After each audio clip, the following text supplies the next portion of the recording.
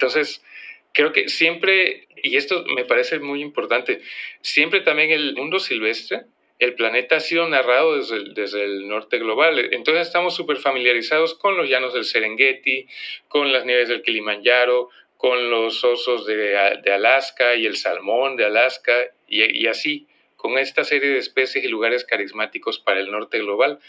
Y entonces de repente miramos lo propio y no nos sentimos ni fascinados ni tal vez implícitamente no le damos el mismo valor, ¿no? Porque no sale en un documental de la BBC, porque no aparece en National Geographic, etcétera, etcétera, ¿no?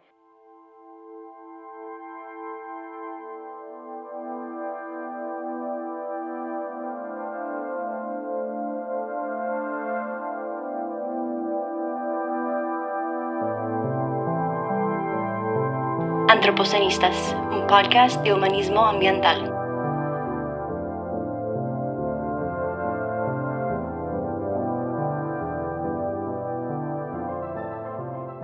Bienvenidos, bienvenidas y bienvenidos a este espacio para pensar la vida en las ruinas del capitalismo, como dice la antropóloga y pensadora Anat Singh.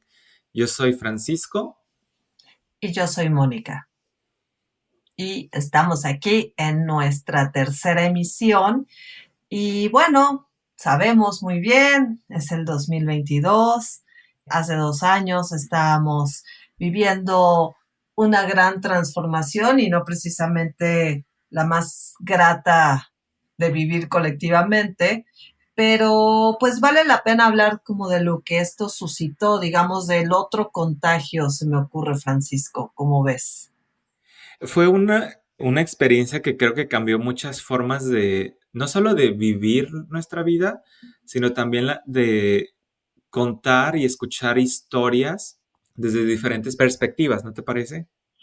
Completamente, y yo siento, pero no sé, a ver, dime si peco de optimista, de repente tengo esa impresión que me gana el optimismo y no es que eso esté mal, es que como que todo lo demás grita otros números y realidades, pero creo que este espacio, digamos, como o estas transiciones, o estos momentos de vernos medio acorralades y guardades, todas las personas que nos pudimos guardar, fue como un espacio para pensar en esas otras formas de existencia. Tengo la impresión que hubo a eso me refiero con el otro contagio, ¿no? Que ideas, preguntas en relación a cómo viven las plantas, iba a decir cómo piensan las plantas, pero sí, bueno, Mancuso me diría que sí, que en efecto, cómo piensan las plantas, cuáles son las soluciones, como decía también un amigo y alumno que estuvo en uno de mis talleres, ¿no? Cómo otras especies piensan y tienen soluciones también a sus propias crisis, ¿no? A estas crisis climáticas que nos involucra a todas las personas y todas las personas no humanas y todos los organismos que habitamos este planeta, pero la solución o la forma o los atajos que tienen cada especie, pues también son espacios interesantes de investigar, de pensar, de documentar y sobre todo de saber que existen, ¿no? Digo, eso sería como un primer paso. Así es, Mónica. Y sobre todo, creo que una manera de encontrar soluciones, ¿no? A todas las epidemias que vivimos o pandemias que vivimos, porque no es nada más una, es precisamente a través de todas estas narraciones, ¿no? Que nos ofrecen diferentes, digamos, formas de pensarnos injertos o, ¿verdad? En ciertos contextos sociobiológicos, podríamos llamarlo así, porque creo que nos hace mucha falta, por ejemplo, entender, como dijiste, que las plantas sienten, porque desde el momento en que nos enteramos que una planta siente, creo yo que hay algo en nosotros que se despierta, como una consideración hacia las otras personas no humanas, para comunicarnos con ellas, pero sobre todo para comunicarnos entre nosotros mismos, ¿no? Como personas. Y hablando de esto, Mónica, pues, ¿qué te parece si entramos de una vez a las lecturas en las que nos enganchamos estas semanas? ¿Qué hicimos o qué hemos hecho? Recuerden que no se trata aquí de recomendar solamente novedades o cosas así, sino más bien, ¿verdad? Compartir ideas, ¿verdad? Que nos han surgido a partir de ciertas lecturas que hemos hecho, que estamos haciendo, y no importa, ¿no? El tiempo. Mónica, ¿qué estás leyendo? Pues yo quiero hablar de un libro al que le tengo mucho cariño y ahora sí, por primera vez en estos espacios de diálogo e intercambio, voy a hablar de un libro que estoy leyendo recientemente, ¿no? Que todavía sigo leyendo porque además es un libro largo que se llama Una trenza de hierba sagrada y yo sé que tú también lo leíste, Francisco, y es... Sí, sí lo leí, me gustó mucho. Algunos capítulos más que otros, honestamente, pero lo leí y bueno, a ver, ¿qué te pareció a ti? Pues a mí me parece, bueno, podría coincidir con esto algunos capítulos más que otros. Es tal cual, pues un libro largo que cuenta muchas historias, cruza como muchos relatos y justo yo lo pensaba como un ejemplo de esto que comentábamos, ¿no? Bueno, y de algo que me interesa mucho resaltar, ¿no? Cómo estos relatos también implican un compromiso que tiene que ver con formas de divulgar conocimiento científico. Y este libro fue escrito por Robin Wall Kimmerer, ella es una profesora de biología ambiental y forestal y también es ciudadana de la nación Potawatomi y eso la vuelve un caso muy particular porque no solamente está formada en este sistema de saberes académicos, científicos, sino que también concilia con los saberes que le vienen por tradición, por familia, por origen, y es un asunto del lenguaje. En algún momento o en varios momentos del libro se convierten en asuntos del lenguaje. La hierba sagrada es una hierba identitaria, una hierba, pues, parte de las tradiciones, de costumbres y de sistemas de relación entre los suyos. También es, bueno, ella le llama, o se le conoce como el caballo de dulce aroma, no, el cabello de dulce aroma de la madre tierra. Estoy aquí leyendo mal mis propios apuntes, porque bueno, es esto, ¿no? O sea, esta trenza que requiere de dos personas en cada extremo para poderse quién sostiene y quién trenza, ¿no? E implica todo un sistema de relaciones, aborda desde las formas en cómo es cosechada, pero no nada más esta hierba, ¿no? Aborda los bosques de arces, aborda también un trabajo personal que ella hizo cuando adquiere una propiedad y tiene que limpiar o se dedica como bióloga a trabajar en un estanque para heredarlo a sus hijas y te informa cómo ese proceso de recuperación de un espacio natural va en tiempos mucho más que los tiempos humanos. Habla del amor y la maternidad de una forma muy particular, que ahora es un tema, las maternidades es un tema que están muy puestos en el horizonte, y a mí me gustó mucho cómo los aborda ella desde como todas estas posibilidades, ¿no?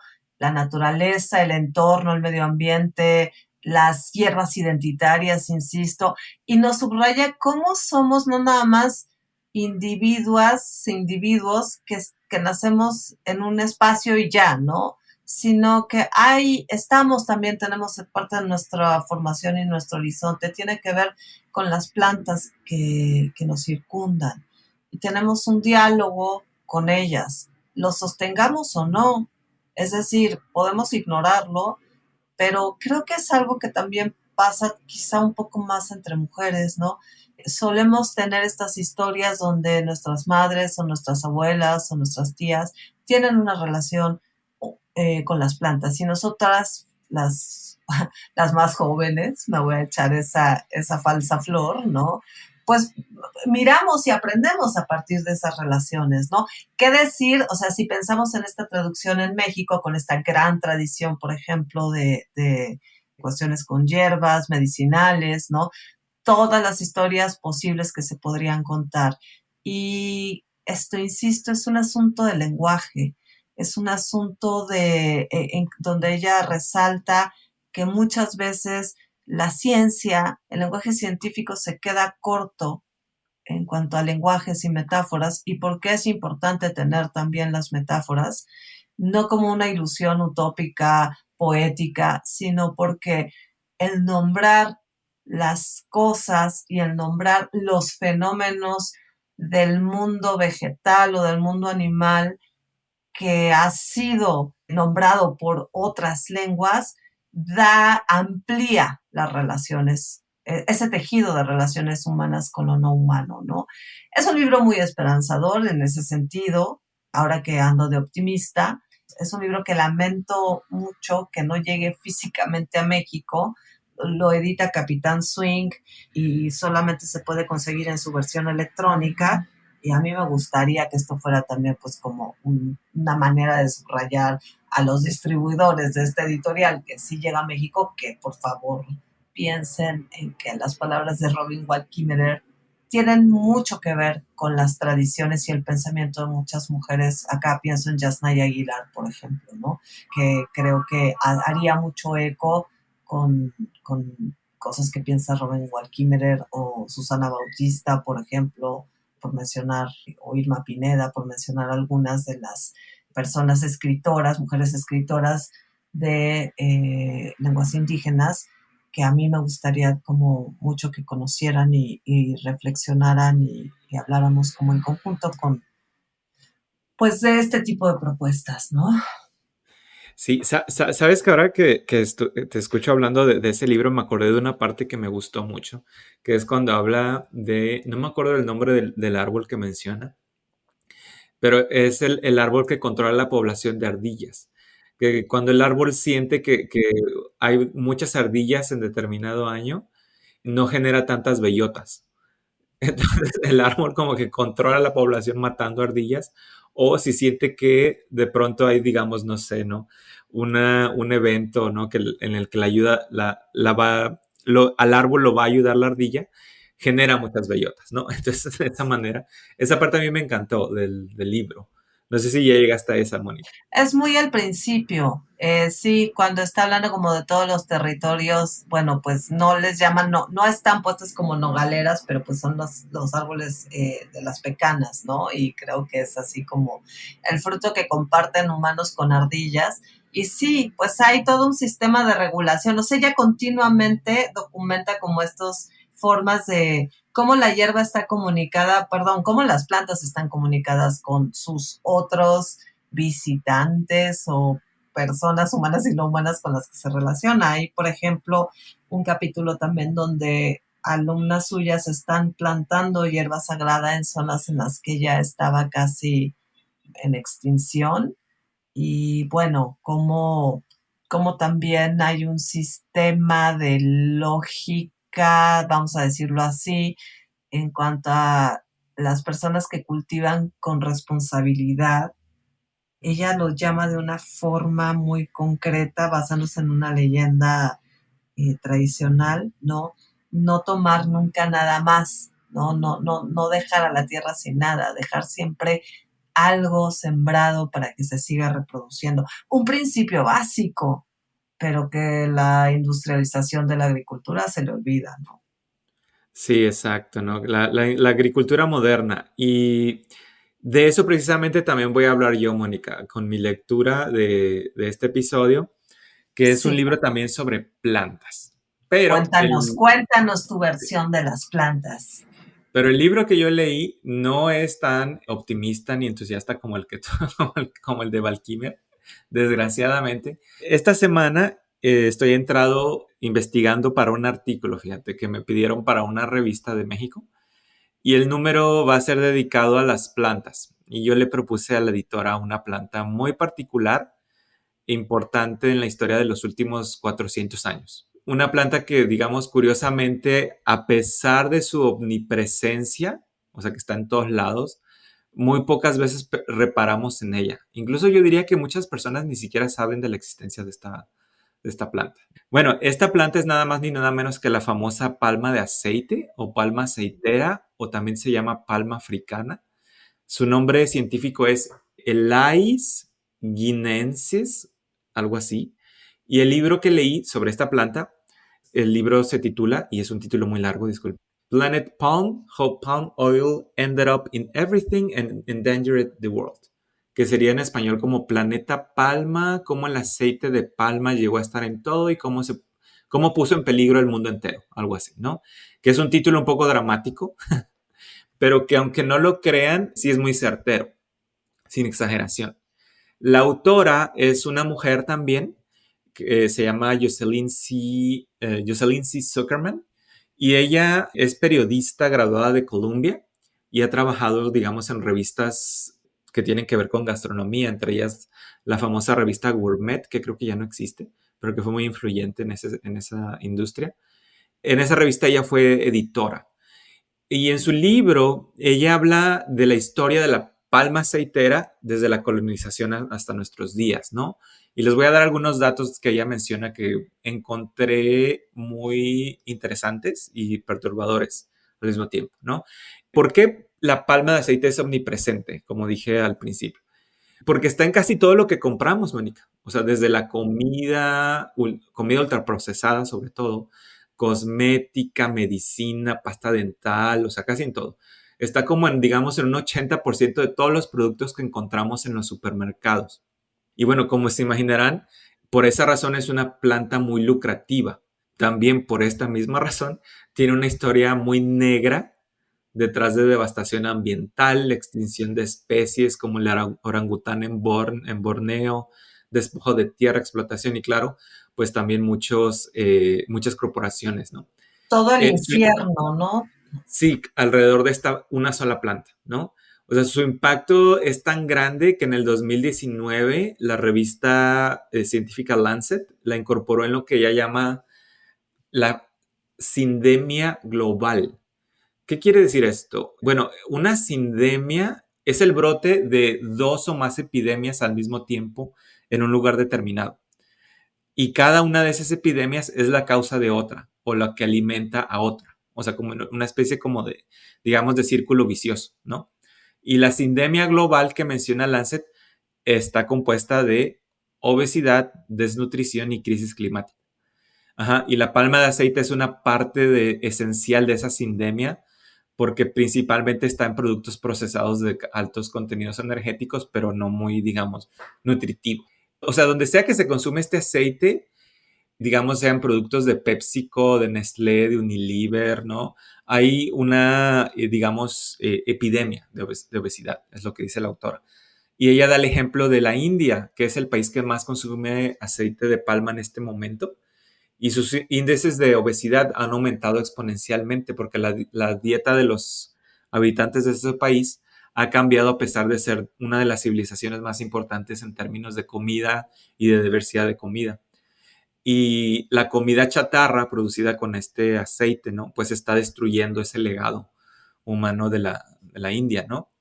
Esta comida pues genera desnutrición, y además porque digamos, su consumo ha aumentado, pues la palma de aceite es un motor también de deforestación tremendo en los bosques tropicales, que es donde mejor se cultiva.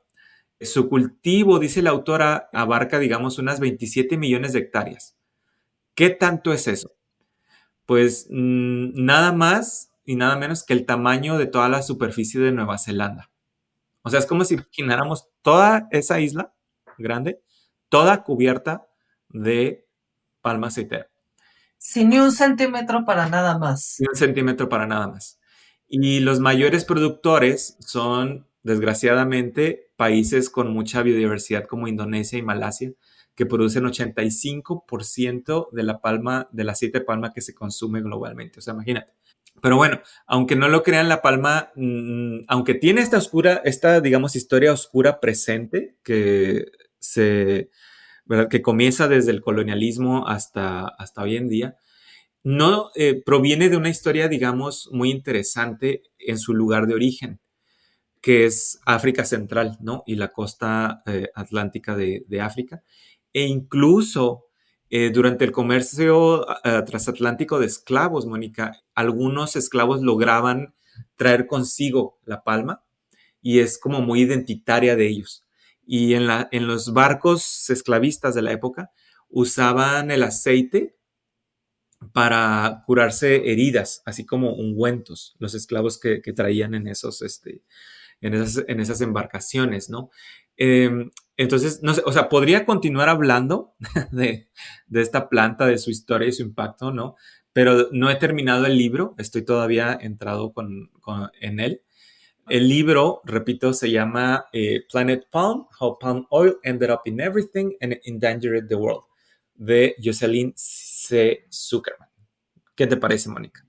Pues terrible, ¿no? Terrible lo que está detrás de la historia de las plantas y los monocultivos. Siempre son como formas de producción que tendríamos que conocer, como todas las implicaciones, y las implicaciones del cultivo y las implicaciones, pues, de salud, por supuesto, ¿no? Sí. Como Y si quedamos te por... fijas, Mónica, disculpa que te interrumpa, porque se me ocurre ir a lo que dijimos al principio, ¿no? Que se trata de historias. Entonces, Sí. como una planta o una hierba como la que menciona la autora que tú nos trajiste hoy en día, ¿verdad? Tiene una historia y como otra planta tiene otra historia completamente diferente, ¿verdad? Y nos cuentan pues precisamente la manera en que los humanos nos relacionamos con esos otros seres vivos, ¿no?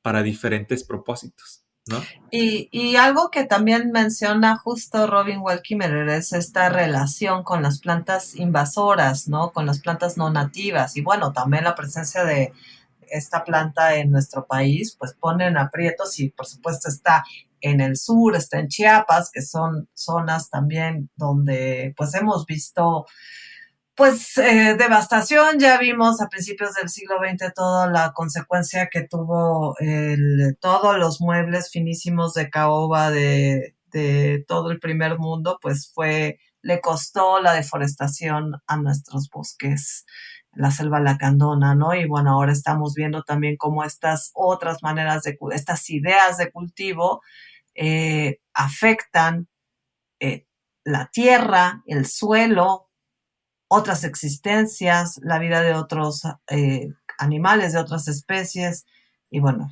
y por Y supuesto nuestro cuerpo. también nuestro cuerpo, Y ¿no? nuestro cuerpo, ¿no? Exactamente. Y bueno, ya que qué bueno que mencionas esto de esta región de México, de Chiapas y toda esta selva. Estamos haciendo un caminito. Exactamente, porque esto nos está dirigiendo hacia el tema de la entrevista de hoy con nuestro invitado, del cual les vamos a hablar en un segundo, ¿verdad, Mónica? Así es.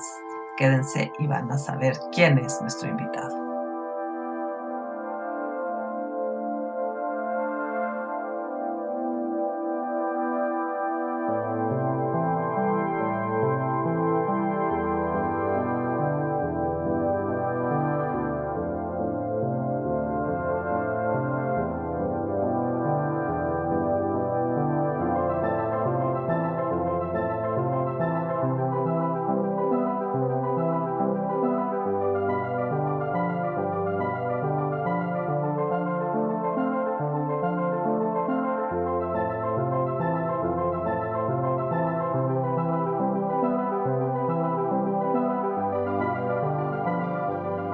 Pues ya estamos aquí con nuestro invitado, Francisco Cubas, quien es fotógrafo, editor, reportero cultural y sobre todo divulgador en el proyecto Nube de Monte, en donde él mismo escribe, cuenta historias de biodiversidad y cambio climático, además de ser editor de libros académicos en horas hábiles y surfer epistémico. Ahorita nos contarás, Francisco, qué significa eso.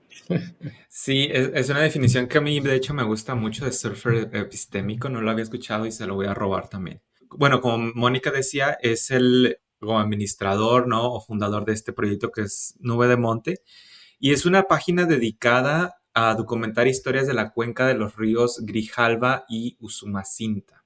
Y precisamente es de Nube de Monte de lo que vamos a conversar. Este proyecto, Francisco, cuéntanos, de alguna manera pensaría yo que nace cercano a las fechas o cuando empieza la pandemia.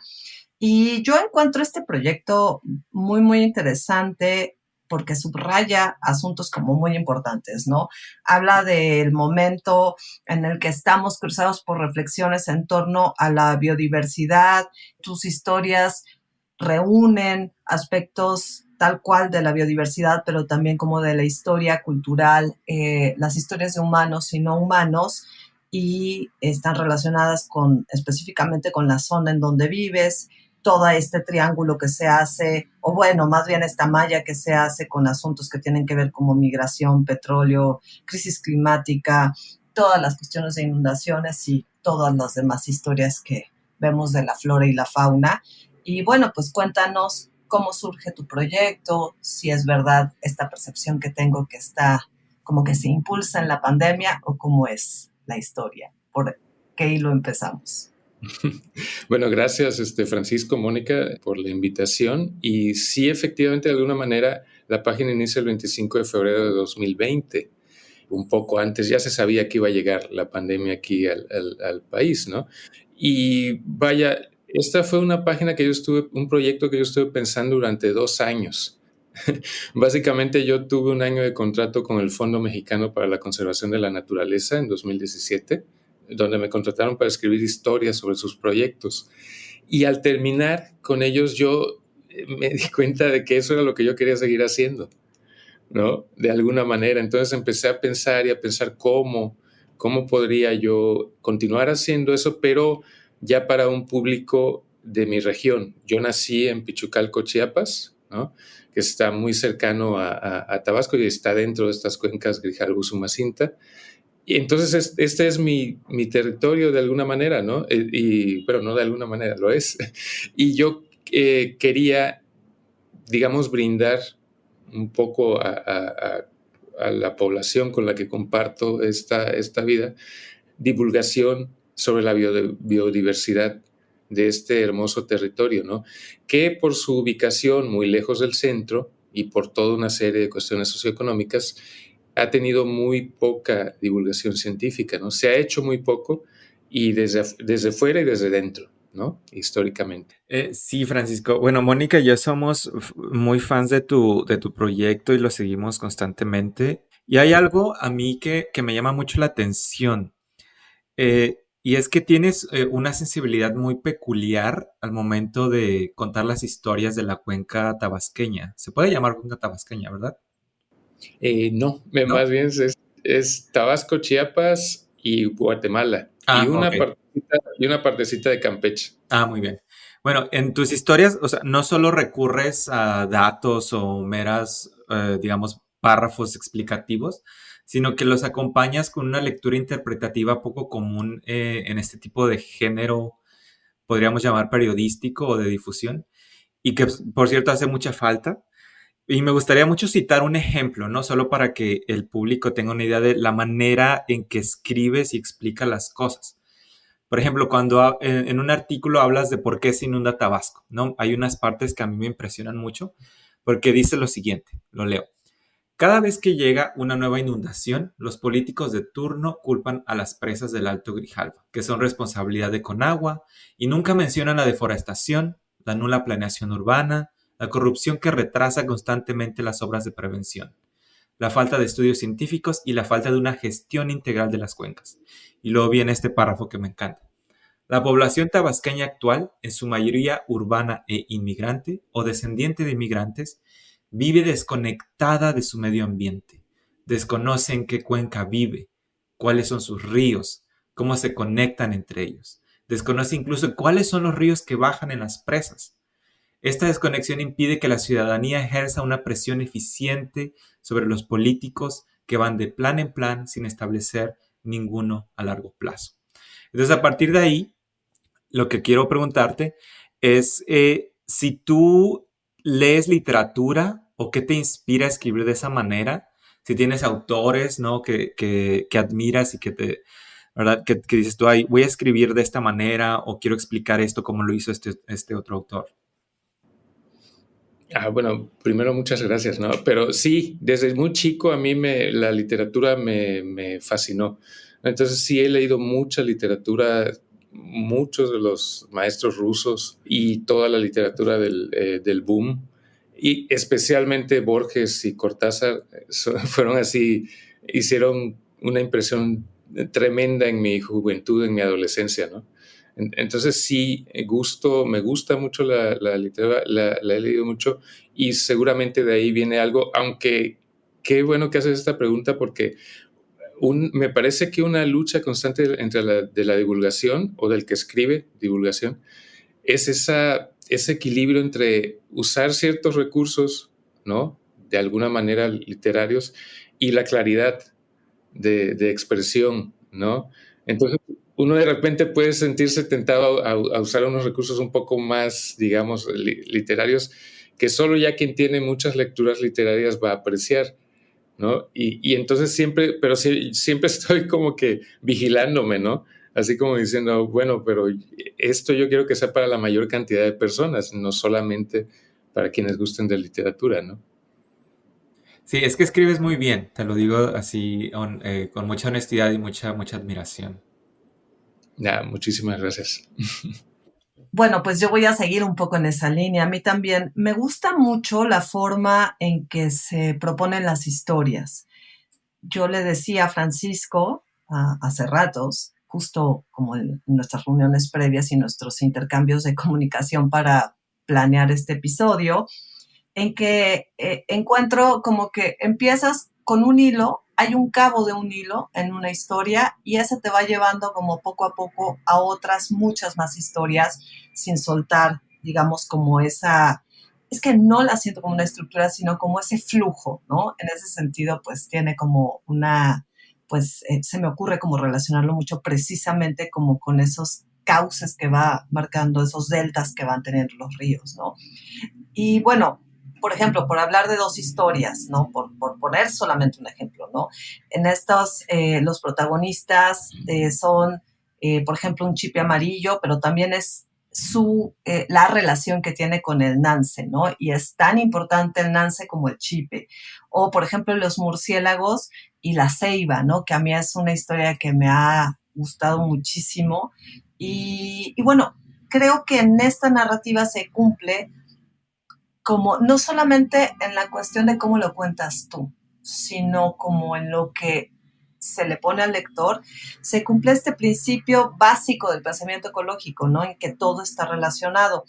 Y bueno, hay una frase en una de las historias que me interesa mucho porque creo que hay que resaltarla y hay que resaltar esta necesidad que tenemos en todo el país, quizá escuchar estas voces, ¿no? La frase dice, en el sur nos hace falta tener nuestras propias historias contadas por nosotros mismos, donde podamos encontrarnos y reconocernos como habitantes de un territorio prodigioso.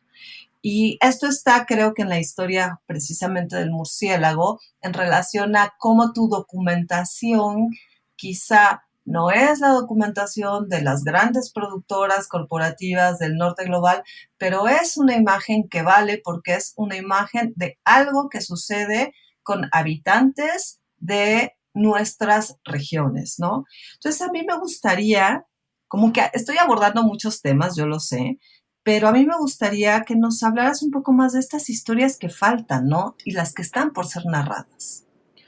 Bueno, primero que nada, muchas gracias por esa imagen de la narrativa como un río, ¿no? Que me encanta.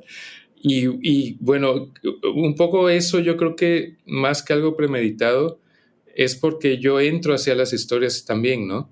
Es decir, yo empiezo por algo que me llama la atención o me fascina y entonces me meto a estudiarlo y es la historia, lo que queda escrito es como ese trayecto, ¿no? que yo hago descubriendo descubriendo yo ese tema para mí, no descubriéndolo en general, ¿no? Y de lo otro que mencionabas, esta falta que hacen estas narrativas, esa frase que tú citaste ahorita, yo la digo en relación del sureste hacia el centro, ¿no? Y hacia el norte global. Pero también, obviamente, puede decirse desde México hacia el norte global, ¿no? Una imagen que yo tengo muy grabada de niño es que yo leía todos estos libros maravillosamente ilustrados sobre naturaleza que estaban editados en Estados Unidos y traducidos al español.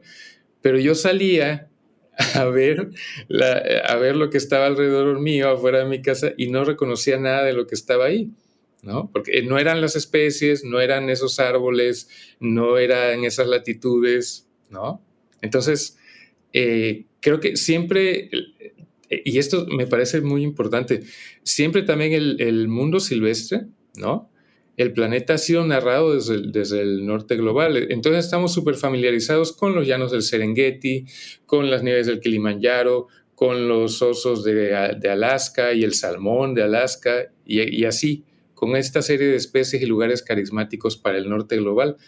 Y entonces de repente miramos lo propio y no nos sentimos ni fascinados, ni tal vez implícitamente no le damos el mismo valor, ¿no? Porque no sale en un documental de la BBC, porque no aparece en National Geographic, etcétera, etcétera, ¿no? Esa es más o menos la idea que tenía yo cuando escribí eso. Sí, y fíjate que hay algo que me llama mucho la atención en esto que dices, en cuanto a que estamos disociados de nuestras propias historias y al momento de estar disociados de nuestras propias historias de la naturaleza que nos rodea en el sur global o en cualquier país, ¿no? Que tenga una naturaleza, digamos, un poco exuberante, ¿no? Como en el caso de México. Al disociarnos de nuestras propias historias, nos disociamos de eso que nos rodea, de la naturaleza. Y eso se ve, por ejemplo, yo lo veo mucho que en el tema de los animales, que es uno que me interesa, de cómo la gente se identifica más con animales de otras regiones que con los propios animales que rodean sus propios los ecosistemas en los que viven, ¿no te parece? Yo tengo una anécdota respecto a eso. Me invitaron a dar una charla sobre uno de los artículos sobre la Laguna de las Ilusiones, una laguna muy importante de acá. Y en un salón lleno de 50 universitarios, yo pregunté si alguien conocía el tepezcuintle. Tepezcuintle es un animal muy, muy característico de esta región, pequeño, ¿no? Y nadie de los 50 alumnos lo conocía, ¿no? El maestro, que también es de mi edad, se quedó igual, así sorprendido, porque además es algo, o sea, cuando nosotros crecimos, alguien siempre tenía ese apodo, ¿no? el tepezcuintle. Y es algo que fue muy significativo en la cultura e incluso en la alimentación, porque se sigue comiendo de aquí, de la región, ¿no? Y que ahora ya nadie lo conozca, nos habla de esta continua disociación que sigue ampliándose, ¿no? Entre los habitantes urbanos, que cada vez somos la mayoría, y nuestro medio ambiente, ¿no? A mí también me interesa mucho subrayar esta gran necesidad de materiales, ¿no? Lo dices también en alguno de los artículos, como por ejemplo no hay una guía de aves de la región. Hay otras zonas a lo mejor del país donde esas ausencias empezaron ya como pues a zanjar, ¿no? Y me impresiona mucho que en una zona tan rica en cuanto a biodiversidad, de la que tú das cuenta, pero además de la que das cuenta en la tragedia en la que está. Pienso también en este artículo de la Laguna de las Ilusiones, que con ese nombre tan hermoso te imaginas algo que haga honor al nombre, que además la historia del nombre es también interesantísima y toda la historia que hay alrededor de cómo le hacen su himno, ¿no? Y en fin, ¿no? Y cómo ese himno también está, esa canción que creo que es de Manzanero, ¿no? Que ni siquiera está como reflejada como lo que es, ¿no? Entonces da la impresión que es como, se trata como de cuestión de hacer galletas, ¿no? Vamos a poner un molde para hablar de ciertas cosas, hacer canciones, mover una imagen que da de un territorio que parece que los mismos políticos o la gente que lo habita no lo conocen, ¿no? Y bueno, a mí me gustaría preguntarte si tú en ese sentido tienes algún proyecto por ahí, como o si sabes si esto se empieza a mover, como para tener algunos, pues, no sé, guías, documentos, herramientas pedagógicas para niños, para grandes. ¿Qué podría pasar? No, en realidad todo está muy todavía incipiente por acá, en esta región. Hay personas, por ejemplo, esto de una guía de aves, ¿desde cuándo? Se hizo una a medias, ¿no? Una más turística que digamos que científica o de divulgación. Y hay personas interesadas en las aves, pero el club de personas interesadas en las aves o de pajareros todavía es muy pequeño en relación a otros estados o a otros lugares. Y tomando en cuenta que, por ejemplo, en Tabasco se puede ver casi la mitad de las especies de aves que hay en México, pues sí, es muy poco todavía, ¿no? Somos apenas muy poquitos los que nos interesamos en esto. Y bueno, nos toca empezar un poquito de cero en ese sentido, ¿no? Y yo creo que ahí estás haciendo una labor bien importante y te quería hacer otra pregunta también, perdón, ratos que me adelanto, pero es que me faltaba una cosa que me interesa mucho. ¿Cómo te está yendo a ti con públicos y lectores? Porque tu página refleja números y los números son alentadores. En ese sentido, claro que podemos pensar bueno, los lectores que llegan a una página web, pues llegan de muchos puntos, ¿no? ¿Y cómo te has sentido tú con eso? Cuéntanos un poquito cómo sientes que ha sido recibida en Nube de Monte. Yo creo que muy bien. Los números, aunque son modestos en comparación con otras páginas de comunicación, pues tomando en cuenta el tema, ¿no? Sí, me parece muy alentadores, como tú acabas de decir. Pero sobre todo los comentarios puntuales han sido de lo más alentador, ¿no? Personas de todas las edades, ¿no? Bueno, no de todas las edades, pero jóvenes, adultos, adultos mayores, nos han hecho comentarios muy, muy generosos, ¿no? Y personas con muchos estudios como ustedes, ¿no? Que a quienes les ha gustado la página y así nos lo han hecho saber. Y otras personas sin estudios formales, ¿no? A quienes también han leído. Y eso ya, bueno, como decía yo en otro espacio, sé que soy un dinosaurio escribiendo textos largos en la época del TikTok, ¿no? Pero bueno, siento que también los textos que no se pueden abandonar del todo la hechura de textos, ¿no? Entonces, para completar la idea, sí, afortunadamente ha habido un buen recibimiento en muchas áreas y en muchos estratos, ¿no? Entonces, bueno, eso da ánimo para seguir. Hablas en plural, Francisco, entonces no puedo evitar la tentación de preguntarte si el proyecto lo mantienes tú solo o tienes como, digamos, un equipo que te apoya o personas entusiastas que están ahí metidas en el proyecto contigo. Bueno, no, soy yo, pero siempre hablo en plural porque de alguna manera nada se hace individualmente a final de cuentas, ¿no? Siempre hay, en lo que leemos, o hay siempre quienes nos acompañan de diferentes maneras. O como narré en la historia de la ceiba y los murciélagos, alguien que pone un poquito, ¿no? Alguien que prestó un lente, alguien que me invitó a su oficina, cosas. Entonces, por eso siempre lo narro así como en plural, aunque básicamente la responsabilidad es solo mía, ¿no? Yo diseño, edito la página, hago las fotos, hago los videos, yo escribo, ¿no? Hago la investigación. A veces sí llega a ser un poco pesado, pero bueno, como decía, como respondí en la pregunta anterior, estamos empezando en esto, hay muy, muy pocas personas interesadas todavía en generar esto, ¿no? Pero la idea es que esta sea una primera piedrita que yo sobre todo espero que jóvenes que tengan la oportunidad de leer ahora Nube de Monte, en un futuro, ¿no? Ellos decidan hacer sus propias cosas y seguir adelante con esto desde su perspectiva de cada quien, ¿no?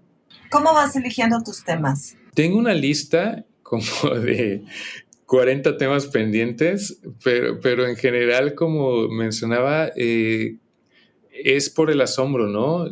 Siempre estoy leyendo, escuchando y tengo la fortuna de poder salir mucho a campo, entonces siempre estoy atento, ¿no? Y de repente surge algo, bueno, esto de la ceiba, por ejemplo, es un libro británico de botánica, ¿no? Donde hay una línea, hay un parrafito que dice, y como la ceiba que abre sus flores en la noche para los murciélagos, perdón.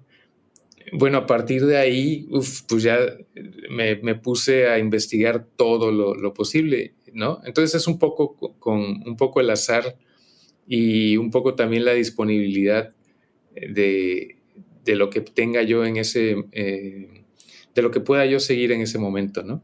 Ahora, son historias de tristeza, ¿no? Pienso también como en esta historia que tú mismo reflejas como esta sorpresa en el artículo que se llama El año en que Tabasco exportó pieles de foca, ¿no? Como que ves los libros y ves ese listado y dices, ¿focas? ¿No? Y esa sorpresa se convierte pues en una especie de requiem para una especie que ya está desaparecida. Y esa y otras, ¿no? ¿Cómo sobrellevas todo esto? Bueno, así, a veces justo ahora vengo de pasar unos días en el río San Pedro, ¿no? Y antes de eso fui a Jonuta, donde hay estas comunidades que están ayudando a los manatís y haciendo ecoturismo al mismo tiempo, ¿no? Y bueno, estar en el terreno y ver la complejidad de nuestros problemas, porque el principal problema somos nosotros mismos, en el sentido de que somos tan complejos que no conseguimos ponernos de acuerdo y tenemos tanta historia y problemas acumulados que a veces parecen insolubles, ¿no? Y verlos en toda su dimensión y contrastado con la fragilidad en que están ya ahora nuestros ecosistemas, ¿no? En el estado en el que los tenemos actualmente. Si yo llevo todo un día así, un poco, un poco deprimido ante la magnitud de, de la complejidad y lo poquito que tengo idea de qué es lo que podemos hacer, ¿no? Que creo que un poco todos los que estamos interesados en esto nos preguntamos qué podemos hacer, ¿no? ¿Cómo podemos Sí, colaborar? vivimos en un estado permanente de duelo, ¿no? Los que nos dedicamos a leer, a investigar estos temas por gusto o por trabajo.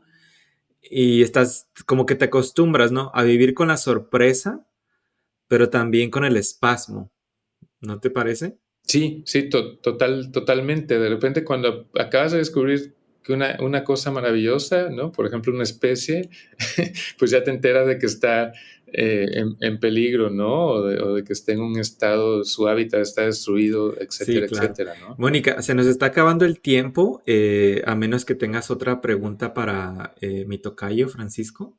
Yo pensaría nada más como para cerrar en esta relación con un documento que me gusta mucho, que se llama el Manifiesto de la Paloma Migratoria, que si bien es un proyecto, bueno, está en línea, está traducido en distintos idiomas, pero pues propone como el abrir los archivos, como es una invitación a las bibliotecas para que abran los archivos, para que se conozcan esas especies que ya han sido, que ya están extintas, ¿no? Me acordé como revisando varios textos y quiero trazar esa relación, porque si bien justo estamos hablando de realidades distintas, donde a lo mejor las bibliotecas tienen también pues estas grandes ausencias, porque no hay esta documentación, creo que en ese sentido el trabajo que tú propones desde este sur, desde esta bioregión riquísima en muchos sentidos, en gran, como con unas amenazas importantes y con una indiferencia a su alrededor, pues es una manera también de no soltar, es como no cederlo todo al olvido, ¿no?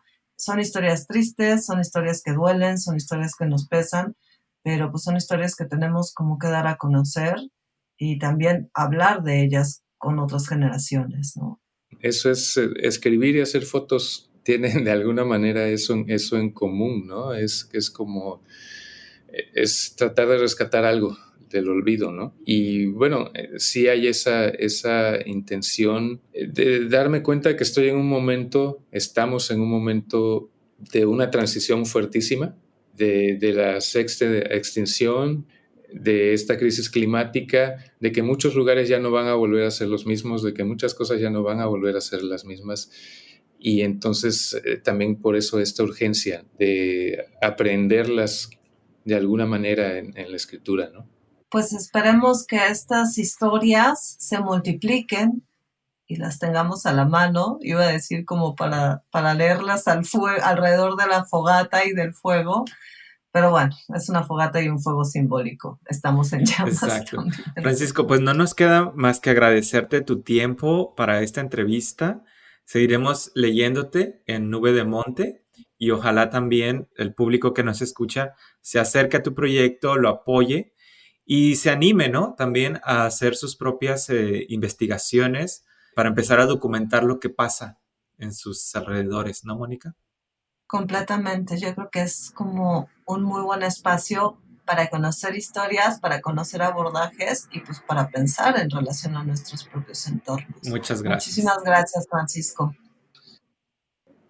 Muchísimas gracias a ustedes. Ha sido un gusto y un honor estar aquí en este programa. Mónica, pues nos quedamos muy prendidos con estas historias que esperan ser todavía narradas, leídas, escuchadas en muchos lugares de nuestro país. Y no nos queda más que despedirnos de su tercer episodio del podcast Antropocenistas. Un podcast de humanismo ambiental. Muchas gracias a todos y todas, todes.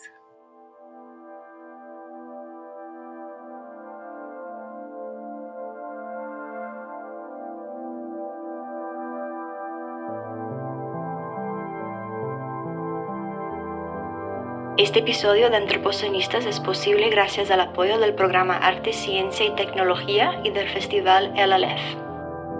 Grabación Eugenio Tiseli. Diseño sonoro Rodrigo Valdés.